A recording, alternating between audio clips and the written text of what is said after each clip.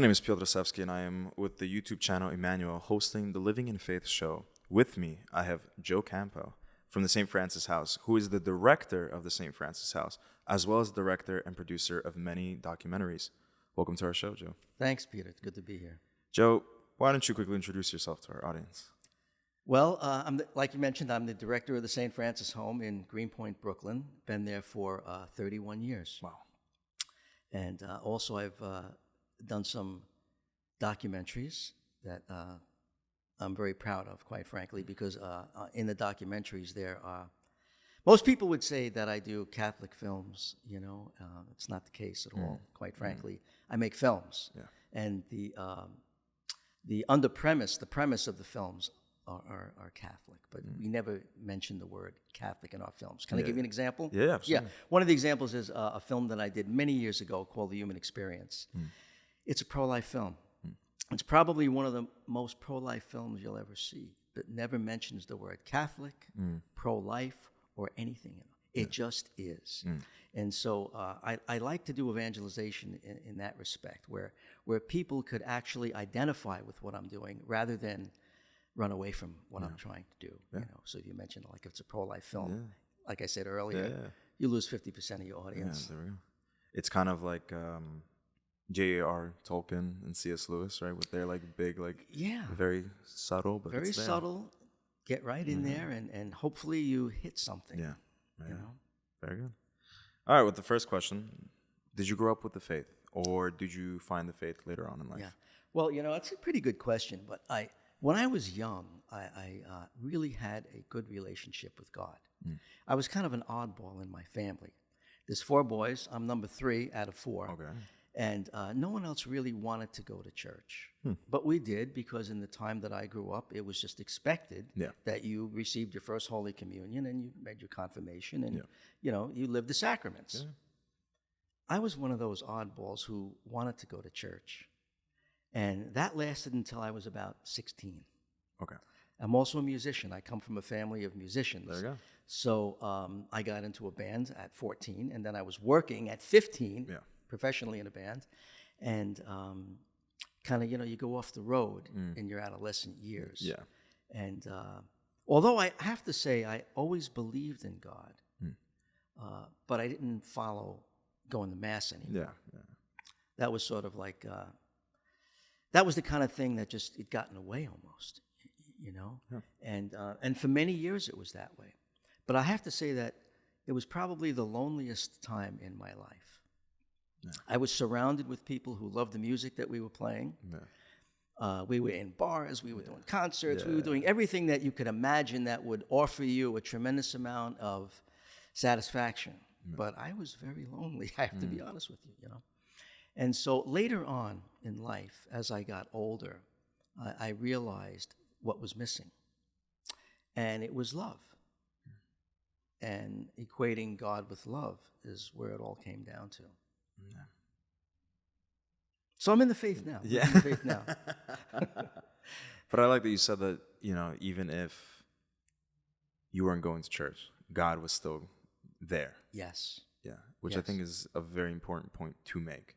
Because I feel like a lot of people, especially, well, maybe not especially, but our viewers definitely can relate with the fact that sometimes, like you said, church is maybe up the hill and not, you know, on your path. Yeah.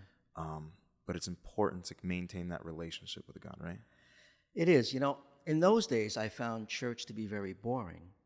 And then the work that I was doing as a musician, being out there in the world, was very exciting. Yeah.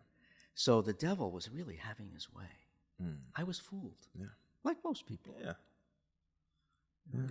It's an easy mistake. It is. It absolutely is. But funny you mentioned that. That's like the reason why I've mentioned it on the show before. But we do a band here, Adonai, and the way it started was actually to entice people who have gone away from the church with music that was not regularly thought of as church music.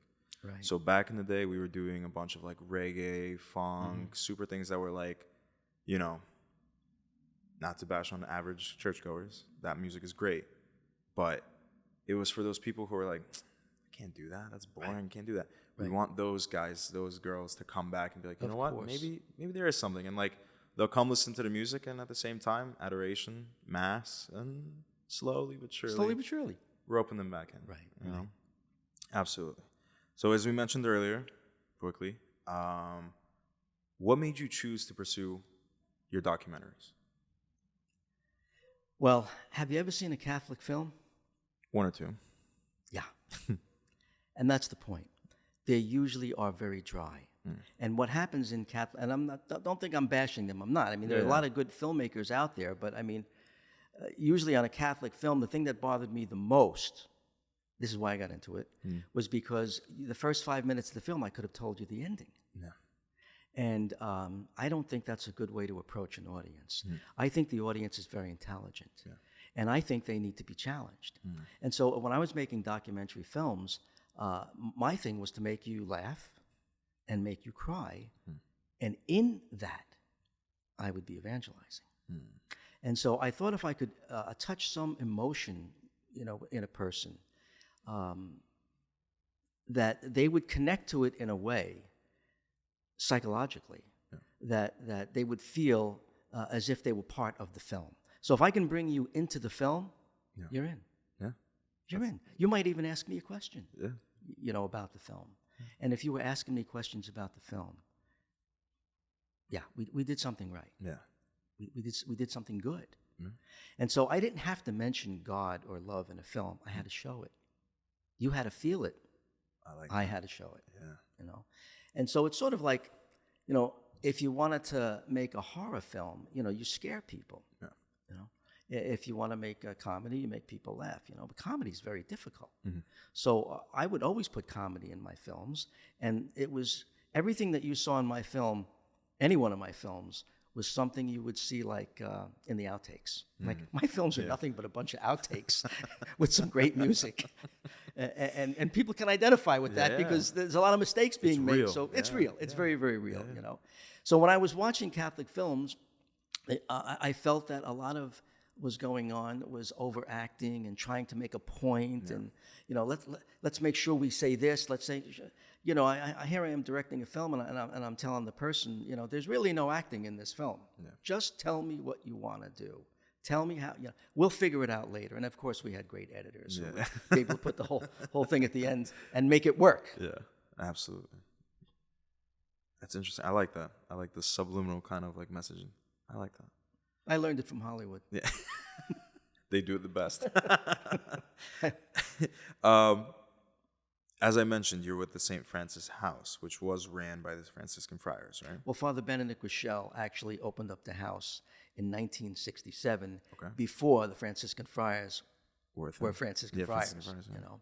And so he opened up the house because he was the chaplain at Children's Village up in Dobbs Ferry, which the place still exists today. Yeah. And it's for, you know, boys now and girls who have really no place to go. Gotcha. And he wound up becoming the chaplain there. And after being there for a few years, he had two boys that were leaving. And back in those days, if you were 16 years old, you could be released on your birthday if you were awarded to the state. Oh, wow. He was really concerned about these two boys, Bobby and Jimmy, and they lived in Greenpoint. Oh, wow. And so he went around in Greenpoint looking for an apartment. Couldn't find it. Went crazy looking for a place. If he could just put these boys in some apartment, they would be safe, and he would visit them weekly. Yeah. You know. Anyway, he walks past this house called the St. Francis Club, and it was dilapidated and falling apart. And he looked at it and he goes, "Nah, this can't be it. This can't be it." It was his birthday.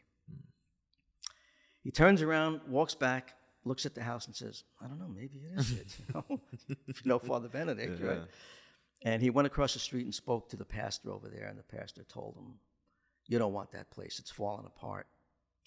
And Father Benedict looked into it, and he actually raised enough money to get the house. Wow. And he had no money. And one thing he taught me, which many things he taught me, but one of the things I think is very important is if you want to see if God is in a project, start it with no money. Because as Mother Teresa told him, God has lots of money. He opened up the house in 1967, and he was, after 25 years, it kind of had its run. The Franciscan Friars of the Renewal have already been established. And he's writing books. He's on Mother Angelica. He's a psychologist. I mean, he's all over the place. Yeah. And he really couldn't find anybody crazy enough to run the place until I showed up on the scene. So basically, that's what really happened. Gotcha. So that's how you got involved with the Franciscan Friars? Well, I got involved with the Franciscan Friars because I had a conversion experience in Medjugorje. Okay. And could you elaborate on that? It was profound. Okay. It was a profound experience. I didn't go there looking for anything. As a matter of fact, I was just a spectator thinking I was going there, you know. But during an apparition at 11 o'clock at night on Cross Mountain, there was a special apparition that day because it was August 15th. It was 1988, and it was the Feast of the Assumption. Okay. And everybody was climbing up the mountain to be up there by 11 o'clock. And I was looking out my window in the house I was staying in saying, where's everybody going? And it was sort of like the road to Emmaus. Are you the only one that doesn't know what's going on? Yeah. And I was like, well, I don't know what's going on. And they said, well, there's a special apparition tonight, 11 o'clock, Cross Mountain. Everybody's invited. And I really felt something deep in my heart. And I got out of the house and I ran up the mountain. I mean, I literally flew up the mountain. Probably one of the last people to reach the top. Mm. And at that time, it was recorded over 100,000 people. Wow. The most ever recorded for an apparition in Medjugorje that I know of. And when I got up there, I had said to some people who were speaking English, I said, where's the visionaries? And they said, you're standing in the middle of them. And I was like, and I looked over and I went, there I am. There they are. Wow. And I kind of like, yeah. So I backed up, and probably not more than 15 or 20 minutes later, we saw like a shooting star go over the top, and everybody just went, shh. And there was 100,000 people like singing and praying, and I didn't even know how to pray the rosary. You know, I didn't know anything. I was just, you know, a knucklehead climbing the mountain, hoping for the best, you know, but not knowing what was going to happen. Yeah. And at 11 o'clock, precisely, everybody on the entire mountain went silent. And I felt it. Like, how do you get 100,000 people to... Sort of like somebody turned the volume down, right off, boom, just like that. And I went down on my knees, and they went down, and here I am right in front of them. Can't hear them, but the apparition is taking place. And I had what's called, you know, sort of like an illumination or an enlightenment. I didn't even know what that was. And I fell down on my knees, and I literally,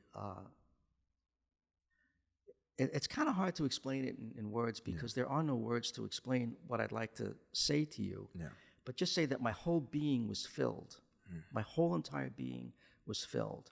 And I felt like Our Lady touched me and picked me out of the crowd. And I shouldn't have been the one picked out of the crowd because there were holy people there, you know. But God does what he wants, and Our Lady does what she wants. And I cried probably for about, I don't know, maybe 20 minutes over my sins. 30 minutes, 30 minutes crying. And people were walking by like, are you okay? Are you okay? And I'm like, I've never been better in my life. I just felt everything, all my sins were forgiven.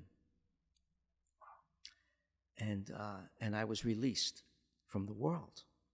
And I felt like I was taken out of the world. And I also saw how sinful I really was and how I affected other people. I mean, it's profound, Peter. It's pretty hard to go into like all the details, but for the sake of the show, you know, I can't give you every detail, but I was completely changed at that moment. Completely changed. My personality didn't change. I'm still the same guy that I was. I am. Yeah. But no, everything inside of me changed at that moment. And I was probably one of the last people to go down the mountain. As a matter of fact, I didn't want to go down the mountain. I could have stayed up there the rest of my life. Yeah. You know, but the Holy Spirit had given me an illumination. I didn't know what that was. And when I got back to New York, I was praying in front of the tabernacle in my church, and there was an old Italian lady with a doily on her head. And she's out there, she's praying up a storm, you know, and I don't know what the heck's going on. All I know is I'm not going back to my business. I'm not going to do what I was doing. I'm going to do what I was called to do. and that was to work with the poor. And I loved the poor my whole life. And now all of a sudden it was under a magnifying glass. And I couldn't stop myself. And I said yes. I felt like Our Lady said, I want you to work with the youth. I want you to work with the poor. I could not say no. Actually, when I was talking to Father Benedict about this, I said, well, this is what I feel like I was asked to do. And who would say no to God? Yeah. He said, plenty of people. Yeah. I said, oh, well, I didn't know you could do that. Yeah. Wasn't in the manual, sorry. So this lady that I'm talking to in church, an old Italian lady, she said to me, I told her my experience. She said, go visit Father Benedict Groeschel. I'm like, well, who is he? She goes, he's a Franciscan friar. They were here 6 months ago preaching. And you know something? I walked past the church when they were preaching, and I went in that day, and I saw him preaching. I probably stayed for 15 to 20 minutes. He was hysterical. He was actually telling jokes, you know, and being serious at the same time, which is a pretty nice way to evangelize. Yes, absolutely. And so I went to go see him, and he received me. At that time, again, there was only 8 or 10 friars. It was pretty easy to knock on the door. But I made the phone call, and he said, yeah, sure. I spoke to the other friars, and the other friars said, we'll set you up with Father Benedict. And when I went in to see him, he said, well, what's the problem? You know? And I really liked his tone. And I really liked the way he just spoke right to my heart. And there was no, what you see is what you get with Father Benedict, you know? This was very attractive, a very masculine kind of thing, you know? And I looked at him and I said, I think I'm crazy. And he laughed. He goes, why do you think you're crazy? I didn't know I was talking to a psychologist. He said, why do you think you're crazy? I said, because I'm willing to and I'm going to give up everything that I have, and I'm going to go work with the poor. He goes, really? I said, yeah, something I was called to do, and I'm going to do it. And I must be crazy because I have a lot to give up, but I don't really care. And he said, you're crazy. He said, but this time, you're batting for the right team. Yeah. I said, really? And we hit it off. Yeah. We kind of hit it off. And everybody was kind of speaking to Father Benedict. Oh, yes, Father Benedict. Oh, no, Father Benedict. Yes, Father Benedict. I was kind of like, really? I'm crazy? So we kind of like, we were on the, and he appreciated that, you know. He goes, I got an idea. He goes, I got a house in Brooklyn for you. I want you to take a look at it. He said, it's called the St. Francis House. He said, I've had it there for 25 years. It's beautiful. You're going to love it. It's beautiful. And you can work with the poor. Yeah. And I said, well, Father Benedict, I appreciate that, but I'm not moving to Brooklyn. And he just looked at me and goes, take a look at it. We'll go together. All right. And I said, oh, what a character. Yeah. This is great. I wouldn't mind spending a couple hours with him. Yeah. I'm sure I could learn something, you know, that's for sure. We get in the car and we go. And little did I know that when I was driving there, he goes, could you be a little more aggressive? Let's go. Could you get this thing moving? And I just said, I had a conversion experience. I don't want to be aggressive, actually. I want to do the opposite. Yeah. Will you get us there? You're going to get us killed. And I said, oh, God. The friendship began, you know. And on the whole way there, he's telling me how beautiful the house is. Yeah. I get to the house, it's a dump. I walk in, and I'm looking, what happened? You know, I thought I was going to see this beautiful place. I'm from Long Island, you know. What do I know? Yeah. The only time I ever went to Brooklyn is we visited our relatives who never made it out to Long Island. So there I am looking at the house, and he's walking through the house, and he's telling me about all the kids that were there. And the house is beautiful. And I'm looking at him, and as he's speaking, you know, he was speaking from the heart, the depths of his heart. And he went through every single room with me and had a story for every room. He's a great storyteller, right? Yeah. And I just said to myself, look, whatever you do, don't say yes to this guy. Don't say yes to him, whatever you do. And so at the end of the day, he looks at me and goes, what do you think? I said, yes. And I go, wait, Father Benedict, I got to go home and think about it. I've got to pray about it. This is a big step to move from where, you know, come out to Long Island. My life is changing. My life was falling apart at the time. Yeah. So this was like an upgrade, if you know what I mean. And so I did think about it for a little bit, and he said to me, well, if you need to fix it up a little bit. I said, a little bit? I said, I didn't want to say the place was a dump. He was in love with it, Yeah. I said, no, we have to fix it up a lot. Yeah. He goes, oh, well, Joe, no problem. I'll get you some paint, And I'm like, Father Benedict, I could get my own paint. I know how to do this stuff. It's okay. I don't need paint. Yeah. I need walls taken down. I need a contractor. Yeah, I need a contractor, exactly. Anyway, so I said yes to him, of course. And I lived in the house, and I said to him, we're going to have to fix it up, and, we'll need some money and so forth. I don't have any, He said, okay, no problem. He thought I would be great for the job. And I took that to heart after knowing him for some time, So I called, we called a friend, and I said, listen, John, Father Benedict's going to give me like $10,000 to fix the place. Stop me at 12. Yeah. Just stop me at 12. Yeah. It goes a little over budget. Everything's okay. Everything goes over budget. Yeah. So I tell John that. He's fixing up the place. We're knocking things down, taking bunk beds out, bringing new furniture in, pan painting. Yeah. And John stops me at like 15 grand. I go, what, are you crazy? Yeah. You're way over budget. I got to explain this. Yeah. He goes, Joe, we got another 10,000 to go. I go, oh my God. He goes, this place, we got to reinforce. We got to lift the house up. Yeah. They had to lift the house up, literally. I call up Father Benedict after 3 weeks of work, and I go, Father, it's Joe. Hey, Joe, good to hear from you. How's things going? I go, things are going great. Oh, you're going to love it. You're going to love this. Yeah. He goes, I'm so glad to hear that. I said, you got to send me a check. We got to pay the guys. We haven't paid them yet. He goes, yeah, no problem. How much you want me to send? I said, well, send 10,000 this week, and I'll ask you for another 10,000 in 2 weeks, okay? Father Benedict, you still there? You could have heard a pin drop. Yeah. What are you, crazy? Where am I going to get this money? And he just went on and on and on and on, And at the end of the conversation, I said, hey, it's not my house. Yeah. It's your house. Yeah. I said, and it's not for me, it's for the kids. Yeah. And he goes, oh, it's for the kids? His voice dropped. I go, it's for the kids. Yeah. He goes, oh, okay.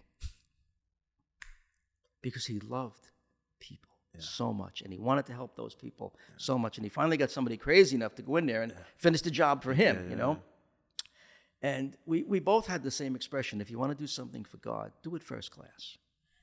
And we both thought that way. And so he was like, okay, we got this. Anyway, after $25,000, he comes in to look at the house. And guys were still painting when he was coming in to look at it, But he walked through the house and he goes, it's opened again. And I actually saw a tear come out of his eye. And Father Benedict didn't cry. No. I never saw him really cry. No. And he really, really was in love with the place. And I can say even publicly, I believe it was his favorite charity. Out of all the charities that he's done, the St. Francis House would be his. And because we had such a great relationship, it became mine. And here we are. Here I am 31 years later. Yeah. Still kicking, talking to you, doing an interview about it. Jeez. Yeah. Look how far. Yeah. Man. That's amazing. You left me speechless. You gotta give me a second. Wow. That was great. I mean, we've had our ups, Peter. We've had our downs. Yes, of course. We have a lot of young guys that came through the house now who are very successful. Yeah. Guys who really never been out of their zip code have literally traveled all over the world with the films. Our film company was born at the St. Francis House. Really? Yeah. And so they've spoken in front of thousands of people. They're married, good Catholic men, have children of their own. Good. So the St. Francis House that Father Benedict began was truly a work of God. Actually, the last book that he was written, John Collins helped him write it. He was really on his deathbed when he was finishing this book called A Friar's Tale. And if anybody knows Father Benedict, it's a great book to get if you can get it. Yeah. I don't even know if it's still in print. But he mentions the St. Francis House in it. Wow. Do you want to go into more detail about what the St. Francis House does? Well, it's a house for young men who need a second chance in life. That's what Father Benedict told me. It's not true. Third, fourth, fifth chance in life is more like it. Yeah. And you have to have a disposition where you have a lot of patience. Mm. And so I think God gave me that during my conversion because I really didn't have a lot of patience my whole life. But after working with young people and discussing their problems with them, I wound up actually going back to school so that I could become a counselor and have all the paperwork that you need to do this. And I only just did it for the paperwork. I was already a natural at it and didn't even know it, you know. But enlightened by the Holy Spirit, it's like you couldn't do this work without God. People ask me a lot of times, like, how do you do this so well? And it was like, well, I show up every day and I do my best, and God does the rest. That is the absolute truth. Yeah. And so the house works so well because it's Christ-centered. It's the only way I think it could work. There are many, many group homes that you can you know, go to and so forth, but they don't eat dinner together every night. They don't discuss their day. Yeah. Like we said earlier, I mean, no cell phones at the table. Yeah. Love that. It's not permitted. Yeah. It's not right. Yeah. And I'm very strong on that, you know. And I'm the adult in the house. I have the vocation of being a father, I was told. So it's my image is the father. Yeah. And now, at this stage, I'm really the grandfather. And there's 3 guys in the house that call me grandpa because they know me as their grandfather because I've been helping their families all these years. Wow. And I was the guy who made sure they made their first Holy Communion, they were baptized and so forth and so on. So I'm the patriarch in a lot of these families who never had a father. Yeah. You know? So there's an outside ministry as well as an inside ministry. But I don't know who gets more out of it, Peter, me or them. Definitely, probably. I would argue them. You know, you do good work. It's really, like Father Benedict said, it's a work of God. Yeah. And so the guys come to the house because they have, let's say, maybe drug problems, alcohol problems, economic problems. They come on their own, or they get sent to you. In the past, some people have been mandated to the house through the court systems. Okay. I don't do that anymore. No. Okay. It's not necessary anymore. Yeah.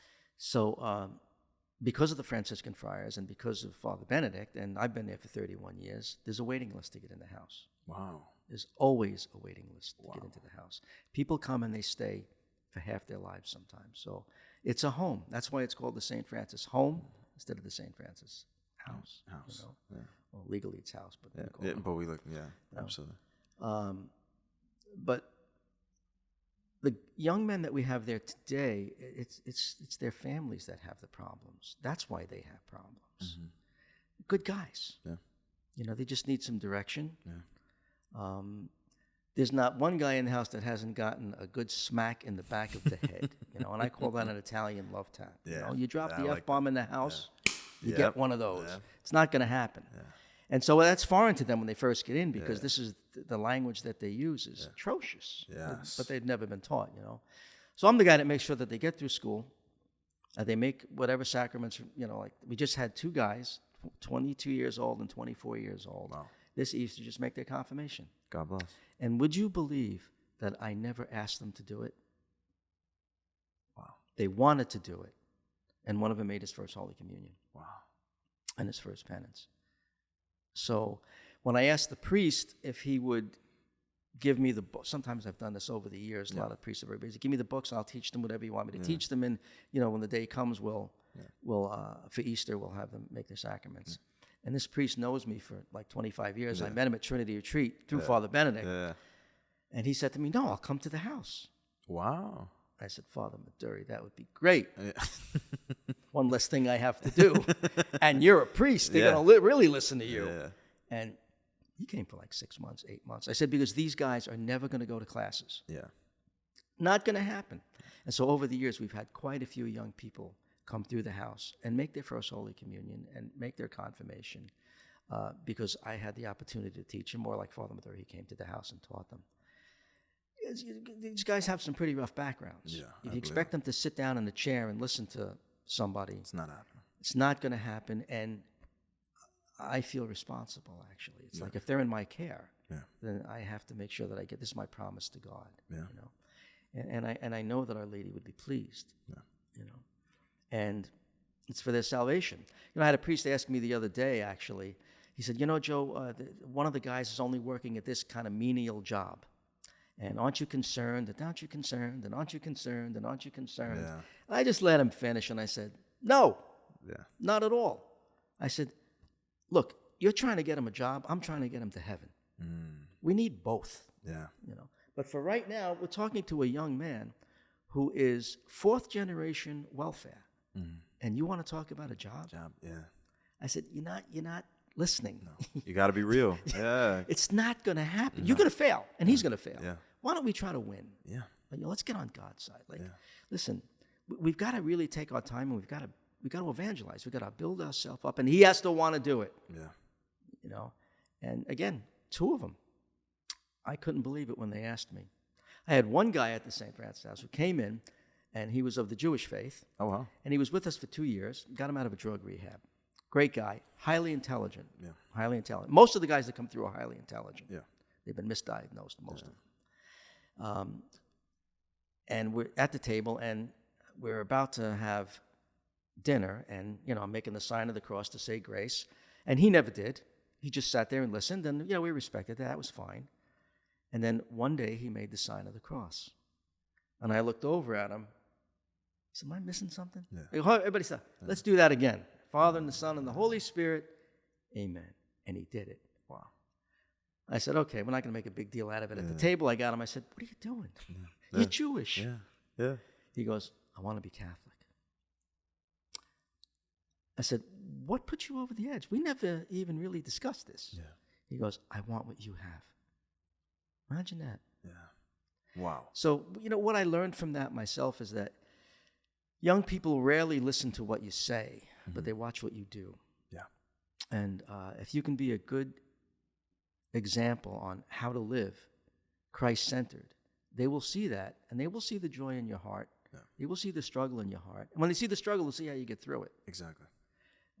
And it's the only way you can get through it. I will always question, you know, when I speak to atheists, and I have an opportunity to speak to atheists in Greenpoint. Yeah. Oh, yeah. Plenty of those. They walk past the house. I got the St. Francis thing out there, but I talk to everybody. Yeah. And I've told many atheists, I never met an atheist I didn't like, quite frankly. I said, you guys are the most nicest, tree-hugging people, dog-loving. Yeah. I mean, you got it all, except, I don't know, I wouldn't get out of bed if I didn't believe in God. You know? Yeah, what do you get up for? What's the purpose of life? Point? Yeah. What is the point if you die and that's it? Yeah. You know, we've had some great conversations. I believe it. You know, and a couple of them, I think, you know, they were moved to the point where they were questioning their atheism rather than questioning Catholicism. Yeah. Because the Catholicism, when I was speaking to them, made sense. Yeah. Because I was happy and they weren't. Yeah. They were empty and I was filled. Yeah, yeah. I mean, what do you want out of life? It's what you're going to put into it, you know? But I told every atheist the same thing. If I didn't believe in my faith, that I would have no reason to get out of bed, to do anything, you know? And you asked earlier, you know, about my faith, and it's like, you know, I was thinking of this earlier when I looked over the questions that you gave me, and I was kind of like, well, I go to bed and I think of God, you know, and I say my prayers, and I wake up and I think, and, you know, I say 3 Hail Marys before my feet hit the ground, you know, and it becomes a habit, a good habit. Absolutely. And there are other habits we could have that are much worse. They could destroy you, you know, and so why not? And so, you know, when I think of questions like, you know, that you had given to me and so forth, that's probably the only time I don't question my faith at all, but I think about it. Yeah. Otherwise, I just live it, I guess. Yeah. It's become so ingrained in you. You just live it. It's what it is. I mean, it's beautiful. Yeah. And so why wouldn't anybody want beauty? Yeah. To be filled, right? To be filled. Yeah. And to be joyful. Yeah. And to share that with others. Yeah. You know, forgiveness.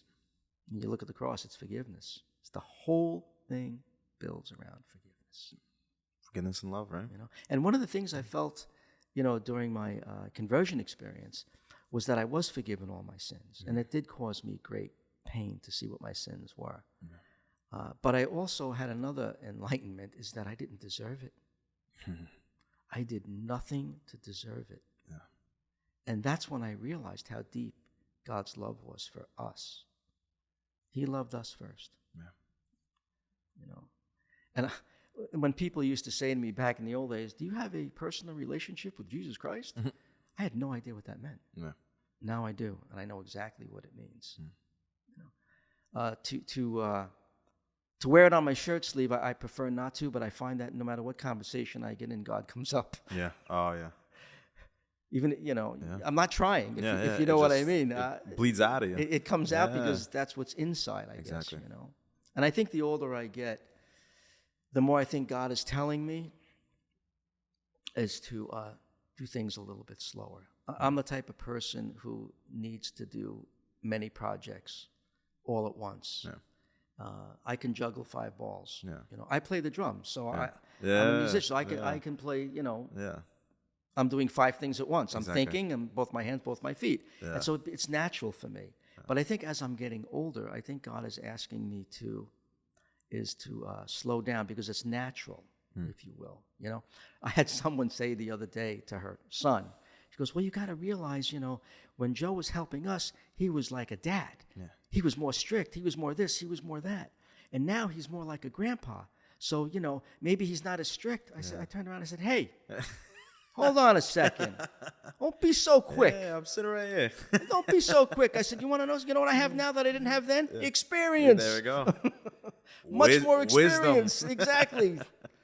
I've been praying to the Holy Spirit all these years. Something has to happen. Some fruit, right? Something. Oh, that's good. Speaking of faith, though,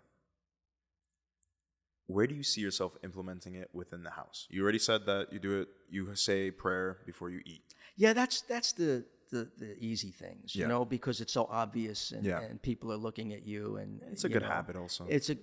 But that's the obvious ones, But it's sort of like when somebody's having a problem and they want to get even with somebody. Mm. It's not unusual for young men to do that. Oh, I'm going to get him. Yeah. Oh, I'm going to, The eye for an eye, right? Yes, yes. And then, and then I have to come in with the conversation. It's like, you're miserable. Yeah. You're absolutely miserable. You want to get even with this person. You're talking about becoming this person that you don't like. No. I don't get it. Yeah. And they never thought of it that way. And it's like, why would you bring yourself to that level if you want peace? No. What you want to be able to do and what you have to find to do somehow, some way is to love that person. Right now, you're mad at him. It's okay. Not a big deal. Yeah. You can be mad at the person. Your anger may be justified. Yeah. But you want to get even with them? Yeah. We've got to talk about this. Because if Jesus wanted to get even with anybody, we wouldn't be here right now. And so you have to learn forgiveness. And you have to find a way. And you're not going to find it today. I tell them the truth. You're not going to find it today. No. You're angry. You can yell. You can scream. You can even curse if you want. Whatever.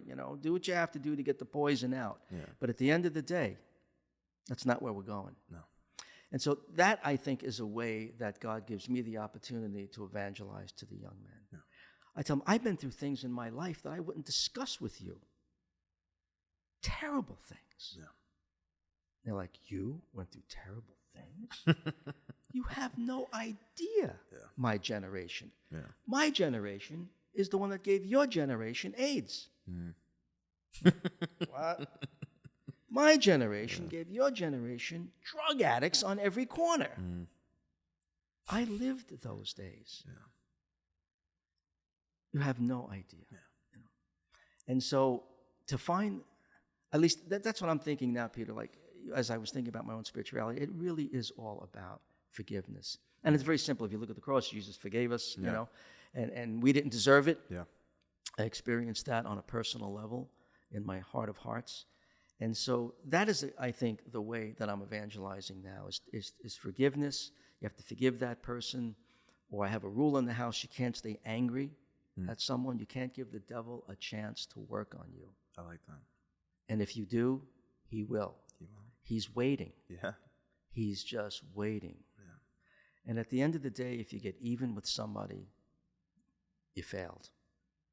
In my eyes, in God's eyes, first God, you failed terribly. Yeah. And so there's a lot, and just how I live my life, it's like I'm the first one up and the last one to go to bed. Yeah. I don't have to do that, but I do that because it's my responsibility. I'm the father of the house, and I teach them to be men. Yeah. To be men, because what they learn in schools is like, I'll give you an example. One of the kids said to me, he goes, "Are you judging me?" Something came up. Yeah. Are you judging me? Yeah. And I went, yeah.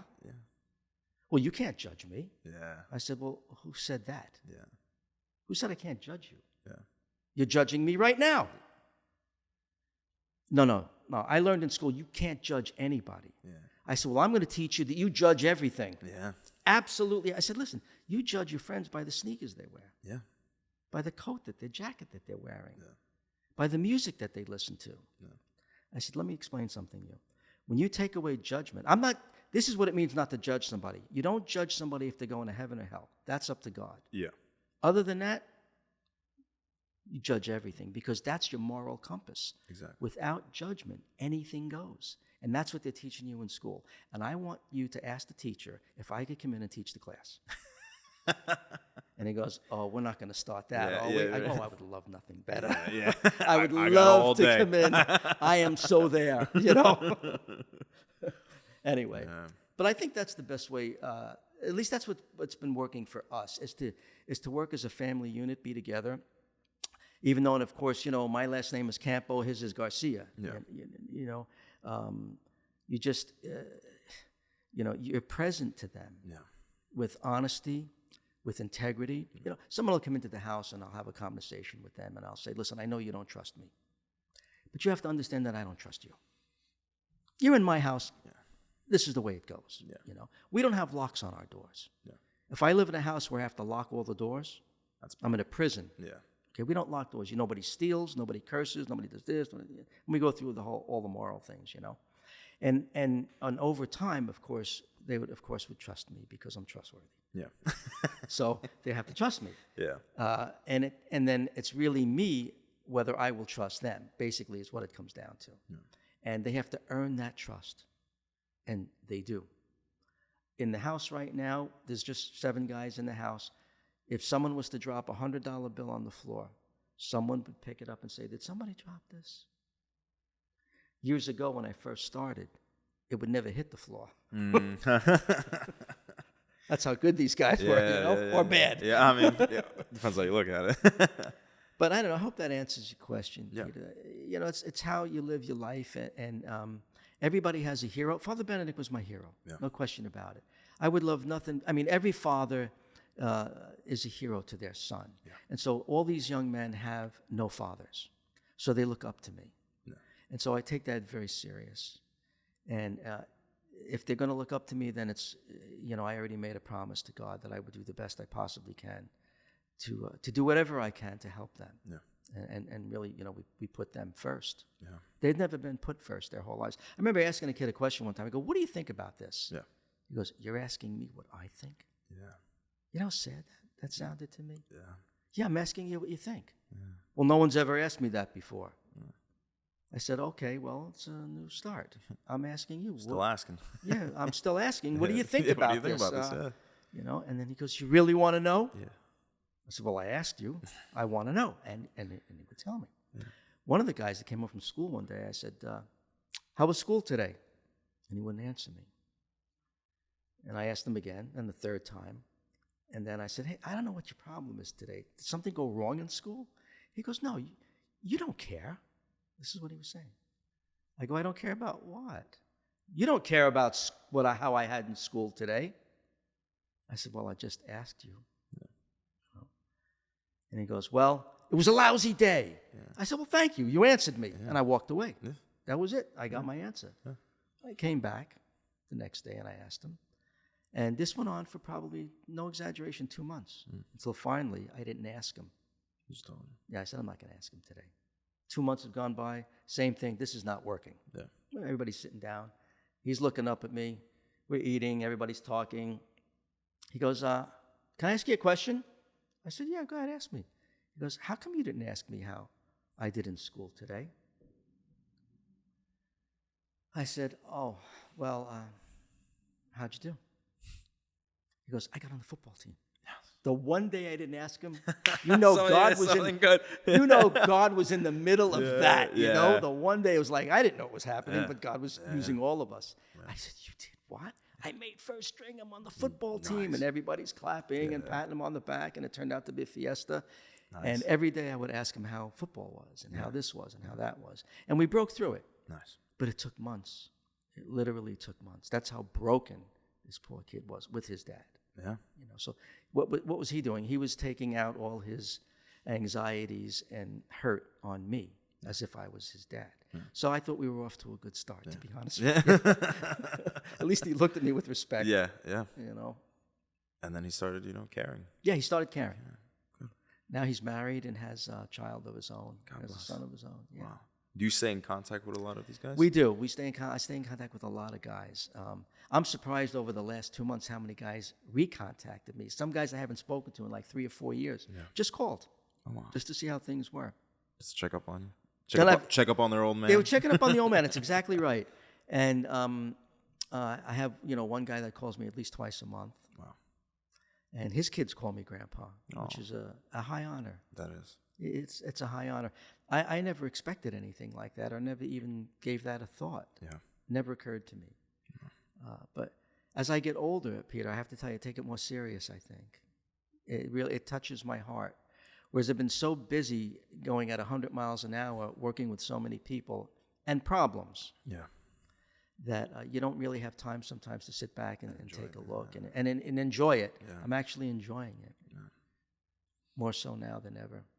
I feel like definitely not on that level, because I work as a teacher, not a father. So you know. So I do relate to that moment where you said, definitely, I've been working with kids now for over 7 years.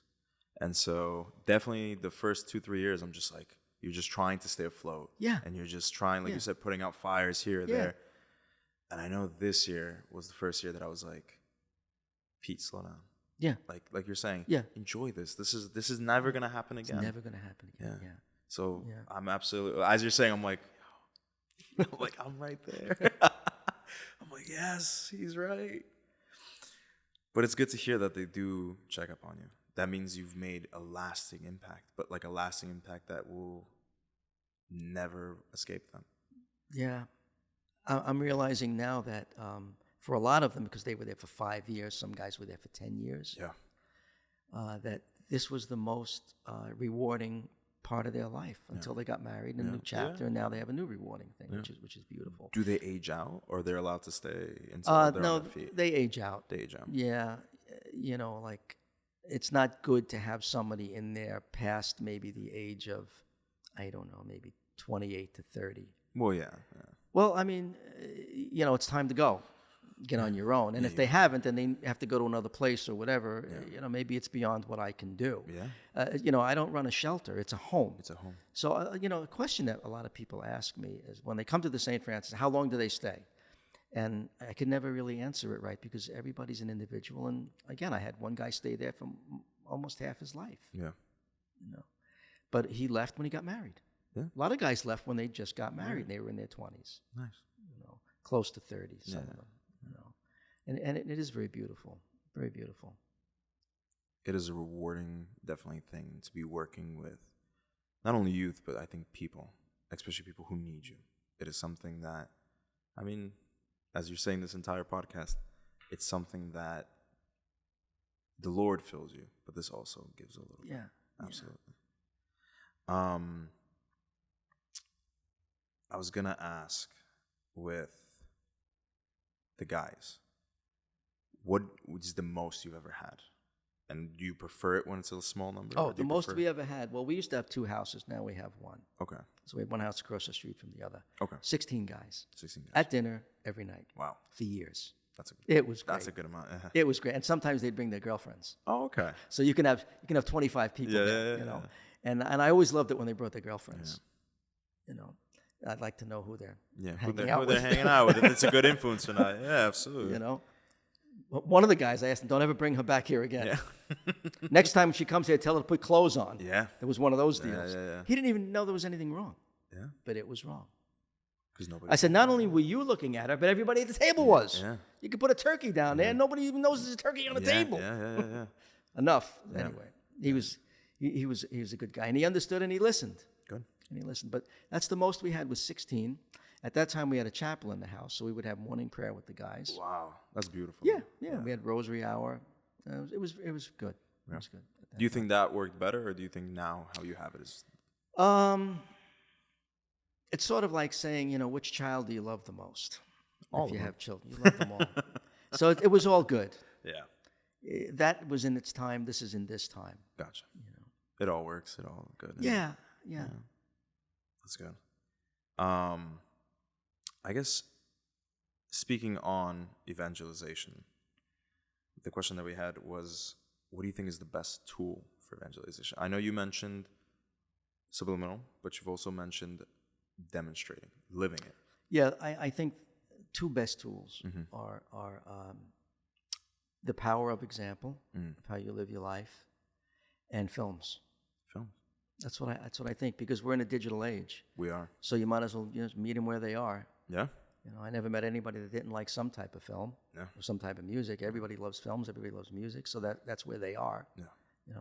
I would gear all of my films and my screenings and so forth in colleges. I'll tell you one of my secrets. I just hit the mic. Is that okay? Yeah. I would gear everything at a 15-year-old level. Okay, so like YA, young adult. So like when adults watch cartoons, they get more out of it than the kids. Yeah.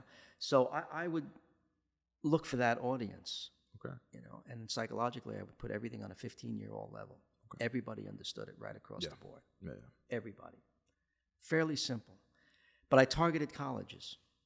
And that was my way of evangelizing. And I knew that if I was able to get the colleges, not only would I get that group of people, that age group, but I would also get their children if I was any good. Yeah.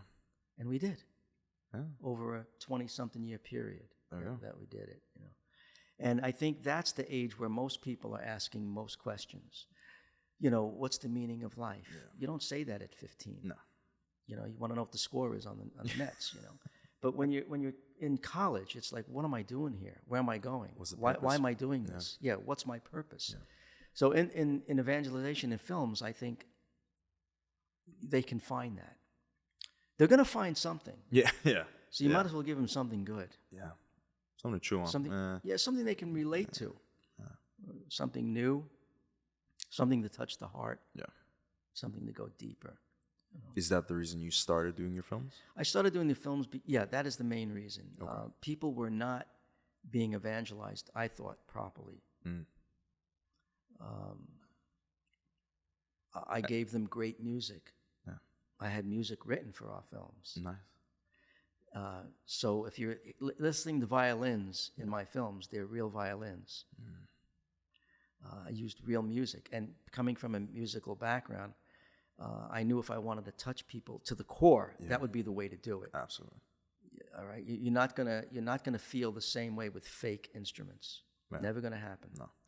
And so I had scores written, and I had great people doing it, and we paid a lot of money, and I don't care. Yeah. I didn't care about anything like that at all. We raised the money somehow, some way. Like Father Benedict said, you want to start a project? Start it with no money.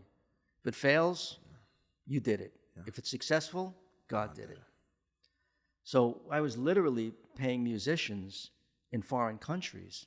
Oh, wow. Because they were only getting at that time, $15 an hour, and the guys over here were getting $150 an hour. Yeah, for such. And they were just as good. Yeah, absolutely. If not better. Yeah. They were working harder. Yeah, exactly. Hey. And we'd have to deal with unions. They were hungry, yeah. They were very hungry. Yeah. But they were great. Yeah.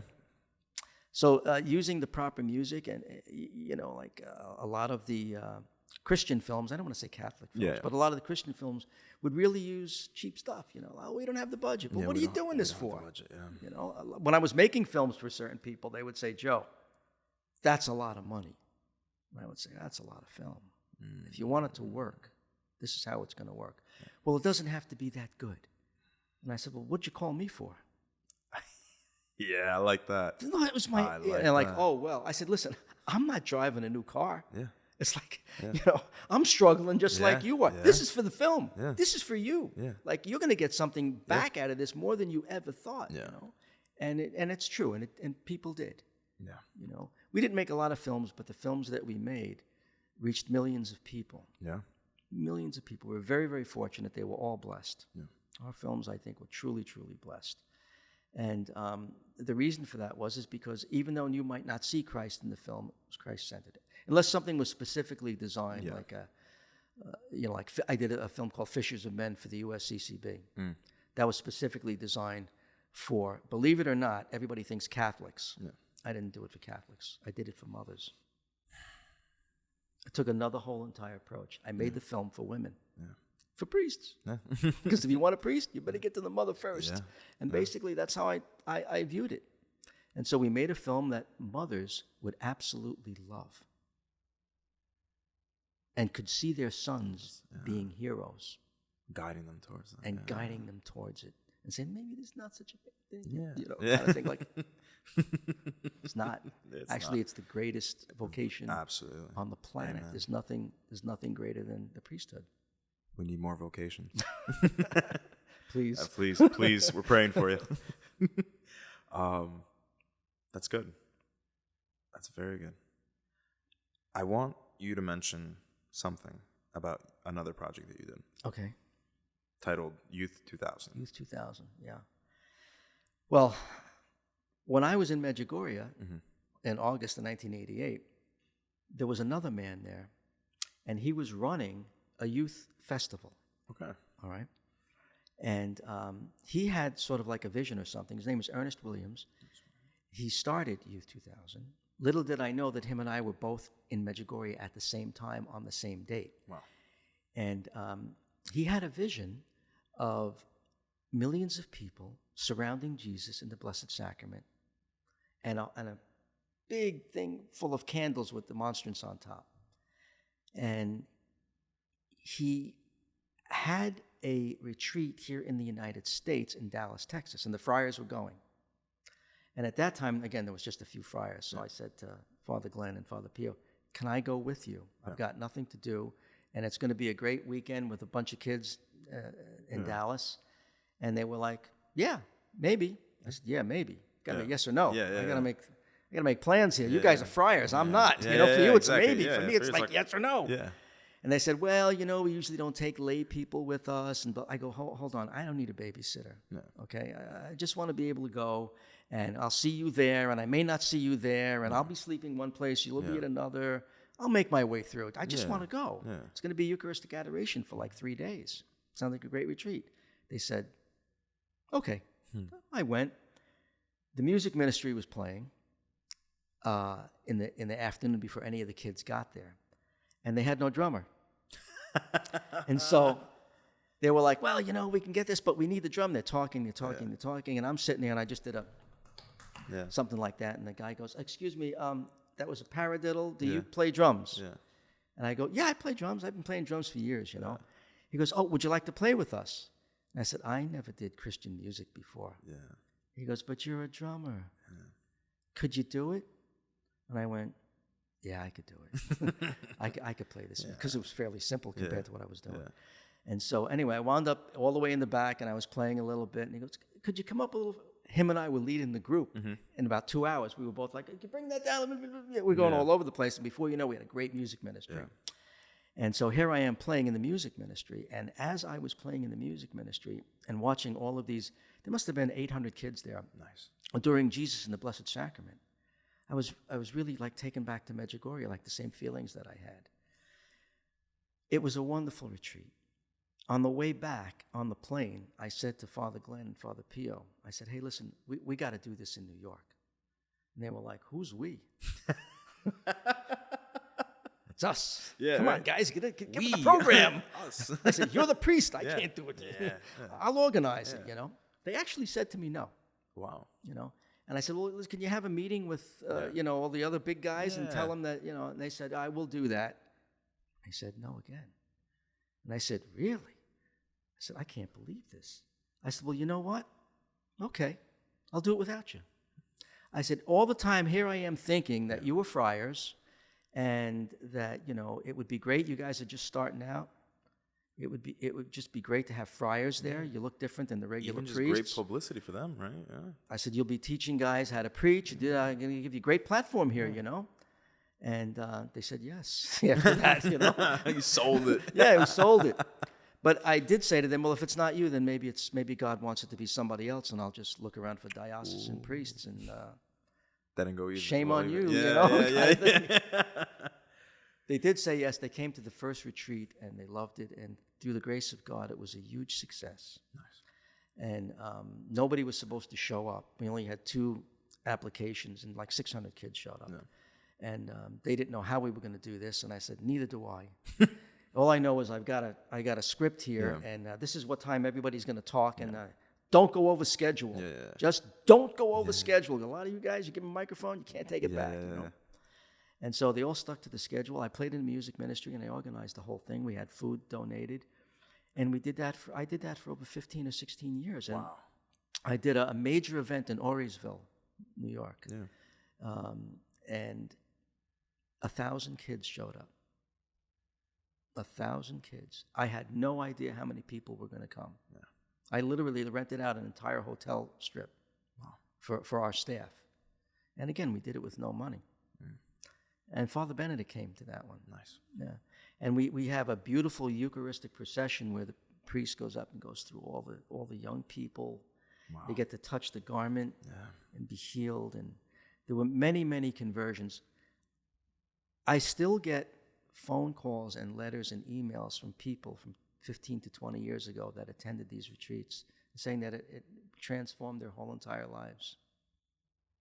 Thanking me as if I did something. I used to tell all the guys, there's going to be a lot of girls there your age. Tell all the girls, there's going to be a lot of guys there your age. And I would say, Jesus, they're coming. They're up to, I got them there. I passed the ball to you now. Yeah, the rest is up to you. But we had a great music ministry. Like, they actually practiced, and it was like great music. Yeah. And the drums, because I was playing, were never too loud. You know, absolutely. You know how it could be. Oh yeah. You know, everybody wants to be heard. It was like we're backing these guys up. You know, and we had some sisters come in that was singing like angels. Nice. It's very beautiful, and just people used to call it like a Catholic boot camp. I don't know if that was good or bad, but that's what I was told on a few occasions. Yeah. But many conversions. Many conversions, and we know that simply because of the way a lot of these young people live their lives today. And that's why we do it, right? And that's why we do it. Yeah. That's very good. You remind me of a funny story.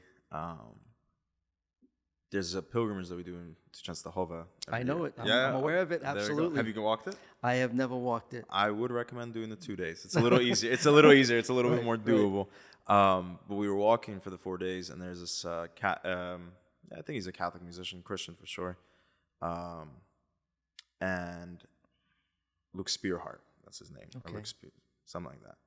And he was playing with this Franciscan fiddle player. Mm-hmm. And I'm like in the back, and I'm like, man, if only I had my bass. Like, how would I really? Yeah, I was like, I could help him. Sure. I was like, I should. And then eventually, like, my friend, he was more friendly with the artists. So I was like, yo, come on, introduce me. I was like, I got people coming in tomorrow. If anything, they can bring my bass, whatever. And I go, and we're walking up to their tent. And during like pilgrimage, they have these like canopies set up where the friars are like praying and talking, whatever. And we're walking up, and they go, "Man, you know what we're really missing in this band? We could do with a bassist." And I'm walking, I'm like, God has sent me. Yes, exactly. And they're like, "No way!" And I was like, "Yeah." I was like, "Get me a bass. We'll play tonight." Bass, And so, unfortunately, we didn't get to play because it got rained out. Okay. And so the pilgrimage kind of got a little canceled or whatever. Yeah. But I was like, yo, that's funny how that worked out for you as well. Yeah. That it's like, you know what? It was a work of God for sure. Exactly. Yeah. Very good. We mentioned it. We touched on it. But why do you think your involvement within all of these communities now that you mentioned, why is it so important? It's not an easy question, because it's what you do like every day. I never thought about it. Yeah. Why is it so important? It's important, it's my life. Yeah. My life is dedicated to other people. So maybe that's why it's so important, I've always put other people first to a fault. And that's not easy. It comes natural to me. Yeah. It's not hard for me. I see the good in people first. That's also not easy. Yeah, again, it comes natural to me. I don't think about it, Even some people that I don't like, I still see good in them, And I think that it's a vocation for me. So it's not the kind of thing I have to, like I was telling you, I played the drums. I never took lessons. I gave lessons. Yeah. I was a natural at it. Somebody asked me the other night, how do you play that? I said, I don't know. Yeah. I just sit down and I can play. Yeah. Can you play any kind of music at all? Yes. I really can. Yeah. But don't ask me how. Yeah. And the same thing with this. It's a vocation for me. I love what I do. It's a privilege to serve other people. Yes. It's truly a privilege. If I'm not serving other people in some way, then I don't think I have any meaning in my life.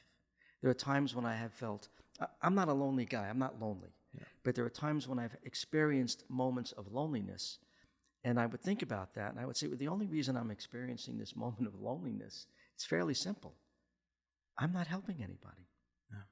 So that's what I need to do. And I can come out of it like real quick. All I have to do is serve somebody. Yeah. And so Father Glenn said to me one time, he goes, your heart is a heart of service. It's a service heart. So what good is a server if he's not serving? Yeah, yeah, yeah, absolutely. I hope that answers your question. It does. I know that even within my positions working with children, and then eventually I was working as like a director within like this after school program I was in, and similar, they asked me, they're like, oh, like, what do you think of your position? And I was like, I'm in the highest position to serve. Yes. And that's what it is. Yeah, that's what it is. I was like, otherwise I'm doing it wrong. And right, I agree. Right. And I completely agree with what you're saying. We are given these positions and these responsibilities, but it's to serve. And only then does it actually bear any fruit.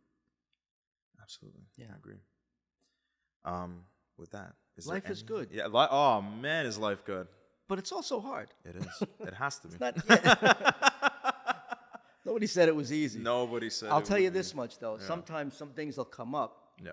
That, didn't work out. Yeah. And I'm not too happy with that, right? Of course. And whatever. Yeah. Or somebody's, attacking me or whatever the case may be. And I have to honestly say to you that what I say to myself is, well, you asked for this book here. You asked for it. What do you think was going to happen? Everything was going to be roses? You can't be mad at anyone but yourself. You asked for it, you got it. You know? So that's pretty much it. Absolutely. But I'm grateful to God. Yeah. I'm grateful that I'm here. I mean, we're grateful you're here and all the good work that you were doing. Yeah. No, like genuinely, you are a cornerstone for these people's lives, for our lives. You're doing good work, and we thank you for that. Yeah. We praise God in all things. Absolutely. Especially the things we don't understand. Yeah. Right. Absolutely. Such things, right? Hard things like mercy and forgiveness, right? Especially, we have to pray for those things. With that, is there anything else you would like to add on? No, I think you covered most of the questions. We did good work. With that, our viewers, I would like to ask you, while watching this, to pray and really think and consider your own position in forgiveness and mercy and turning the other cheek, as our amazing guest, Joe Campo, has put. And remember that if we follow Christ, we are called to serve. That is our greatest calling. And with that, we leave you. Thank you, and have a good one.